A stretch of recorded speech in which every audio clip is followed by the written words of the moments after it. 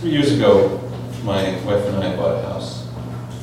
And the very next day, she came back with a weed whacker and handed it to me. Without a word, and I knew what to do. One of the aspects of sort of having a house, which I never anticipated, is that you have chores and you know what those chores are. And so the whole gendered aspect of running a home, I never, but I'm the lawn guy, I do the lawn. This is called the mower. 2 weeks old, if a day. Yard, your ass is grass. My home lights, mighty lights, and fighting trim. A hand-picked killer, known by the ticked-off look he wears all summer. Your flesh will splinter into titches and tisks, soil strafed with chewed-up bits. Call it scissoring on a crime spree, half here, half air. You'll join the eyes of needles lost in haystacks, dropped stitches, loose ends. It's a good rule of thumb, even hair splitting has consequences. And then the grass replies. Knock yourself out, Mr. First-Time Homeowner. We'll gather up our dead, regroup, bide our time, as you level us head to toe into a welcome mat for your new mortgaged life. Don't make a never-know mind to us. Plenty others had the same idea as you. We'll wear you down too. Come up on top.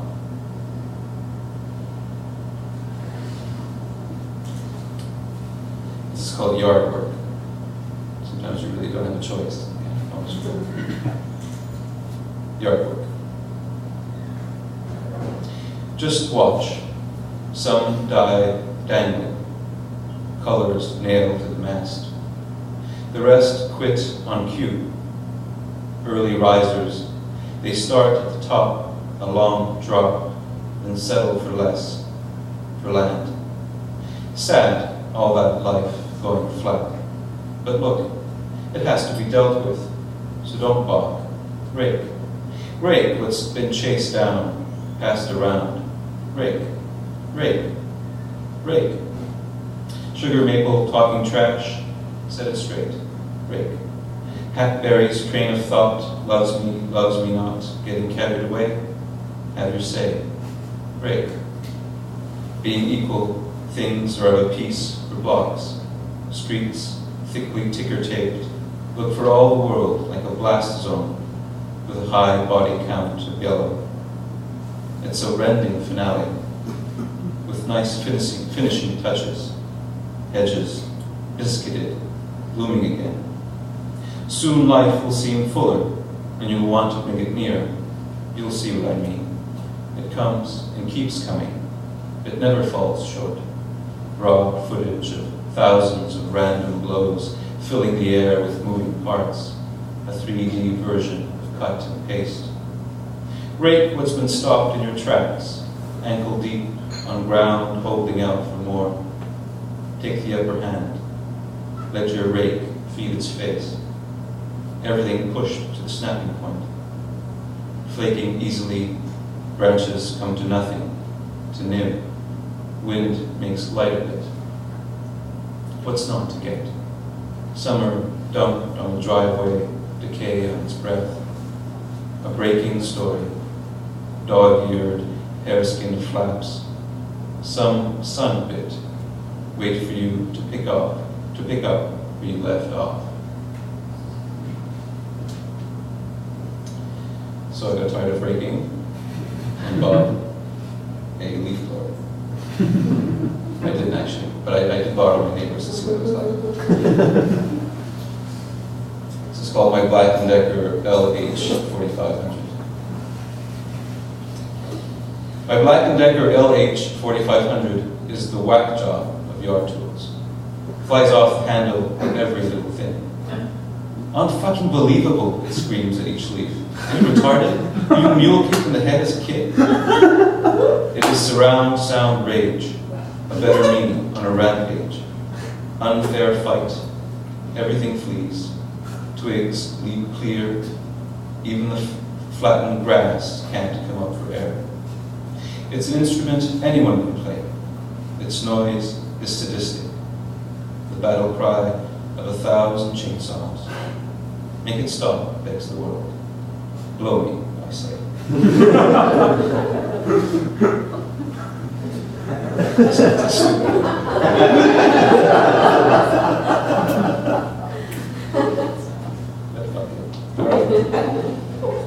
This is called True Love. Anyways, I'm going to read the opening. I'm going to explain what the opening is already going to describe. But my father used to keep his pinky nail long. And so when a friend of mine read this, it confused him. And he couldn't actually finish the poem because where he grew up in America was American. The only people who grew their pinky nails long were drug dealers, cocaine. So he just couldn't think of my father as a cocaine dealer. But in my family, men did that because they just did. Sorry? You must think more too. Yeah, well. It's a tool of some kind. Yeah. True love. Well, it is, it was, yeah. Dad kept this pinky nail long. A lady digit, dainty. The better to pick his nose or dig crud from the view. That little finger seemed to belong to someone else.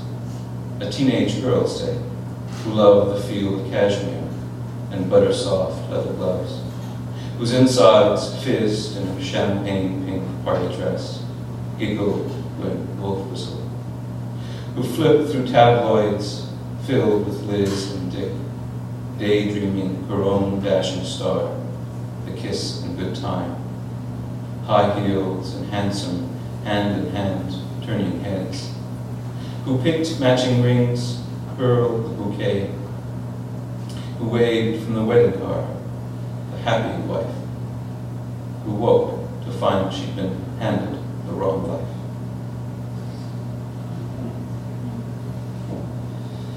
So we have 2 children. I have a boy who's 5 now, Luca. So the next couple of poems are right. Courtship. I threw myself at you, my ball watched. Sorry, I'll start that again. Courtship. I threw myself at you, my bald bachelor. We binged on eye contact, fell into bed, nuzzling. So in love, we hardly slept. The nightlight did you proud as you rode a pillion on my chest. You woke afraid, and I held you. Biscuit nose, fruit gum fingers, toe to head, you never tasted better. I declare this on one knee, my body boy. And this is simply called Luca. Luca is on to something. Upends blocks, delivers a knockdown argument. All gut and rum, glugging milk. Beautifully jowled, howls snout in air. The silk gristle still clung to him when he arrived, puffed from battle. He's got chops, strong arms walls until the brunt of his body gets spotted. Standing is falling before the fact. Nap time, my boy squares off against his better half. Zap, kapow, this just in. Our action man, out like a lot.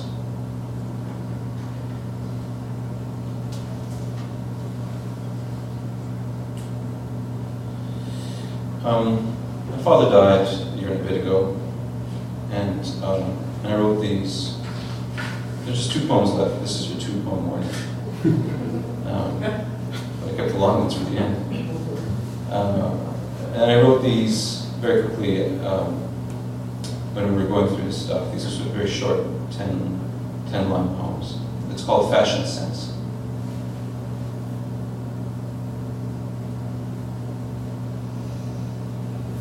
Eventually, we faced it as one good tie. Vivisections. I'll restart that again. Fashion sense. Eventually, we faced it as one good tie. Vivisection swath of upholstery fabric, lobster bid broad, strangled in an immaculate Windsor knot. The only act of vanity is father, pride ruined by poverty, with 9 sons he wanted cut from the same cloth, believed a man should be taught. Collar always a full size, wide of the mark, sleeves worn rolled up because they were often too long, clearance sale shirts queued along the shower rod, dry on wire hangers, brought it all home. Seams worried or split, spent from working off debt. I stepped into his shoes whenever he set them out on sheets of newspaper, kiwi tin, rag he dabbed into the black paste, smell sharp then, sharper still now as I turned them over, unscuffed, still buffed, see, both heels worn down from the gait he gave me.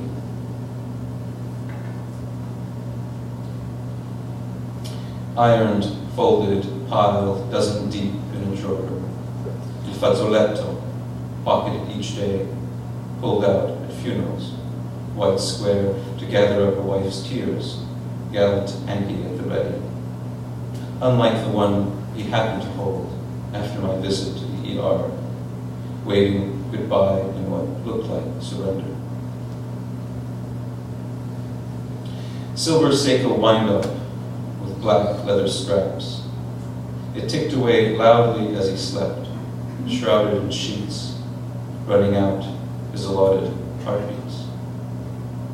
Whatever it was, wear and tear of some stuck gear, the end came suddenly one evening.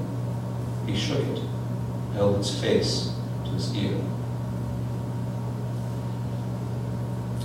Lean, he liked to rip it off his waist, crack the length like a whip, boss, man of the house. Over the years, we tracked the stretch marks from every new belt hole he gained.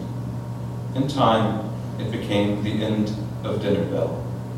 Something waited for, loosened, buckles clink and jingle. The click-clicks bring him back, crouched over the wastebasket, wrapped. Lever thumb on liver arm, business end against toenail. Renderer, sunderer, radisher. Nothing could break the spell cast by the flying snippets of his feet he husbanded so well.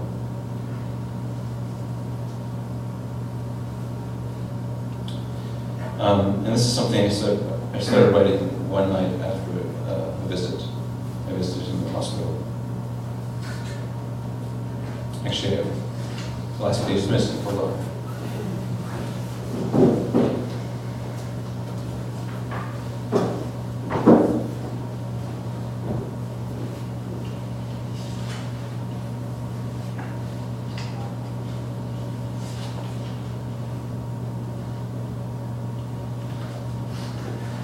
I hate being that guy who can't find the poem. And now I'm that guy who can't find the poem. Just a piece of paper. No.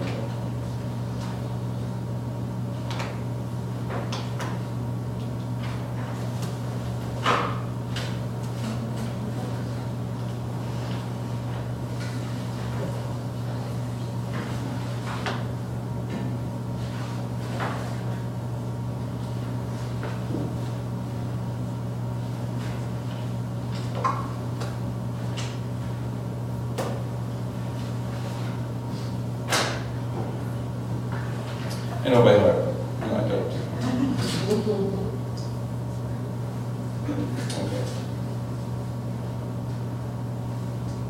It's called San Pellegrino. Sorry about that. I sit here facing a glass of water, I have a family, a son, baby daughter. Life's harder, harder and sadder. My father has stage 4 lung cancer. He's dying, only faster. Fall, and he might meet his maker by winter. Oh, let this cup pass, my father. I sit here facing a glass of water, doing its level best to conjure his low, unhappy laughter. A fashion sense that hated anything fancy schmancy, anti-death. And such theater, talk back and he'd hike his eyebrows in anger. 3-pack-a-day smoker with a bad ticker, love tripa, tongue and trotter, epic snorer, inveterate jaywalker, and when he lost his temper, a spanker. Rarely spoke about the weather, shaved with a disposable razor, using a badger brush and bowl to work up a lather. Tended to prefer his espresso with a cucchiaino of sugar, grilled his steaks to the finest choulet. Let his pen hover above a check, a seconds-long gesture before touching down and setting free the dramatic garlands of his signature. At the beach, each summer, I'd stop at the edge of the bone-cold water. We'd strike past, bisected by blue, growing smaller and smaller, then dive under and disappear. I sit here facing a glass of water and imagine my father beneath the taxi light of his blue Chrysler. Whistler, one-handed steerer, moon gazer. After an all-nighter, he'd stagger out to the kitchen counter, full of odor, having slept in his clothes for good measure. Younger, he was on fire, high flyer, lady killer, fast talker, and black leather. He once ran a red and tried to bribe the officer. Idiot licked his thumb and peeled off a tenner, said his older brother, Dante, who posted his bail. Only a matter of time before he fell for his own bullshit, hook, line, and sinker. Turned to poker, small-timer, uncontender, hopeless hustler. So deep in hock, twice nicked my paper route money to pay back a wager. The guy could be a real nightmare. But he never lost his posture, salvaged a certain swagger from every blunder. Failure for my father was a triumph of style.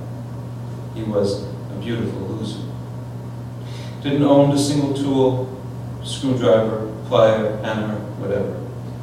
When it came to the odd chore, he was a ditherer, a born quitter. It raised my mother's ire. Once, on the receiving end of a blistering lecture, he handed her the shit-smirched plunger, said, "Fine, call the fucking plumber." Rent past due, he'd send her to dicker with the landlord. He put her through the ringer. She always threatened to leave him for another.